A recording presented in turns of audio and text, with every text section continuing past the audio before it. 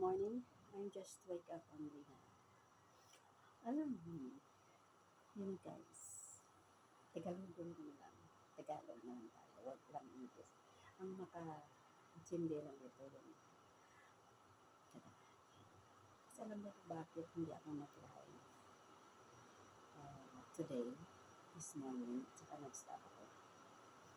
Kasi actually, ang live ko, di ba, yung mga panta-sexy, ganun, sexy-sexy, ganun, para maka-viewers tayo. Kaya lang kasi ang problema, um, bawal ako mag-live. Hindi naman ako binabawalan. Kaya lang kasi, yung, kumbaga na, yung, kasi mahilig ako mag-sexy, gano'n. Eh, yung, ang haba naman ng hair ko. Kasi, kaya ako nag-stop kagabi kasi may nag-complain sa akin. Wow. Sabi ko, bakit daw sino yan, ganun. Yung maraming complain, yung maraming sabi na kung sino yan, ganun. Kasi alam mo, di ba? Yung mga tawag-tawag, ganun. Pero ako nag-gets ko naman siya kasi ako minsan ganyan din. Pero, kumbaga na ano ko siya, na, na-realize ko na ako, parang ganyan din ako eh.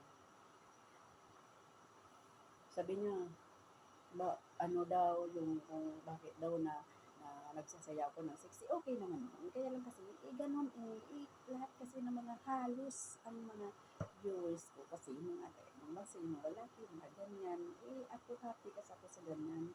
At saka wala naman akong atensyon na kumbaga na sinipindrap ko pa ang ang number ko, WhatsApp ko. Ang totoo niyan, wala naman tumatawag, hindi naman nila ginakuha ang number ko ng WhatsApp ko, ganun, hindi naman. Kasi click ko lang o ganyan. Pero ang totoo, walang tumatawag.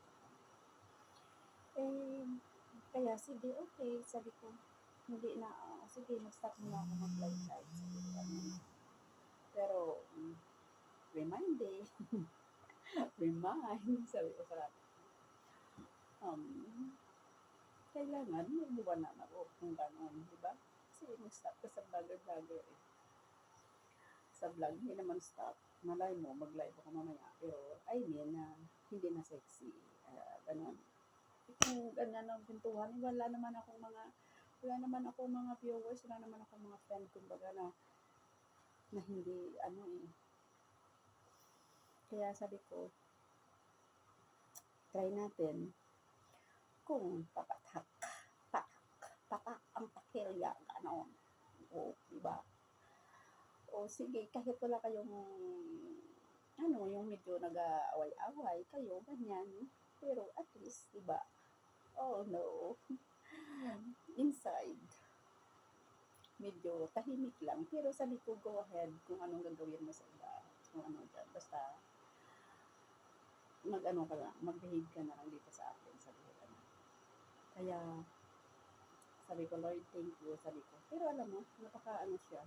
Kumbaga na, hindi naman siya na sabihin na masyadong strict. Kaya lang kasi, siyempre, nilagay na lang nasa tamang lugar.